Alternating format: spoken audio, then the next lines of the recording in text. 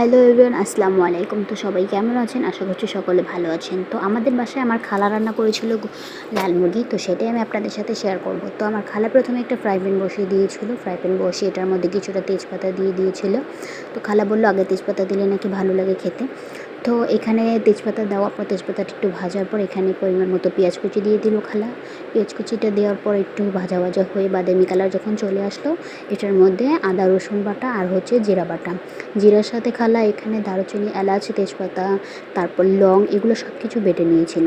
হ্যাঁ, তেজপাতা ভাজার সময় দিয়েছিল, আবার বাটার সময়ও দিয়েছিল। তারপর এটা ভাজাভাজি হওয়ার পর একটু ভেজে নেওয়ার পর এটার মধ্যে মুরগির মশলাটা দিয়ে দিয়েছে। মুরগির মশলাটা দিয়ে কিছুটা পানি দিয়ে দিয়েছিল, কারণ এটা লেগে যাচ্ছিলো।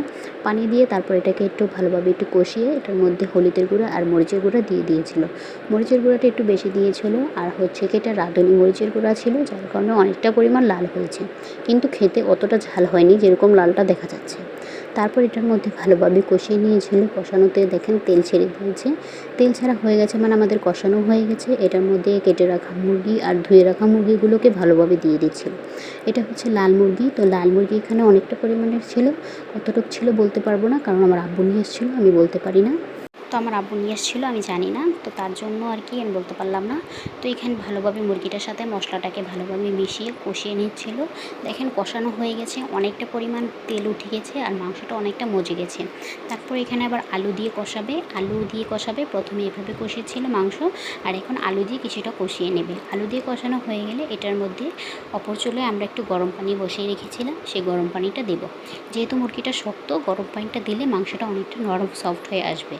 লাল মুরগি তো, তার জন্য একটু গরম পানি দিয়েছি। আর যে কোনো খাবারে গরম পানিতে রান্না করবেন, দেখবেন অনেকটা খেতে ভালো লাগে। তো খালা এখানে গরম পানি দিয়ে দিয়েছিল।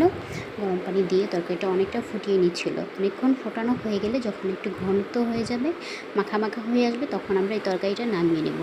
এই যে দেখেন আমাদের তরকারিটার ফাইনাল লুক এটাই। তো তরকারিটা এরকম, আরেকটু যেহেতু আলু আছে, আলুটা টেনে যাবে, আলুটা হচ্ছে পানি টেনে নেয়, তার জন্য নামিয়ে ফেলবো এখন।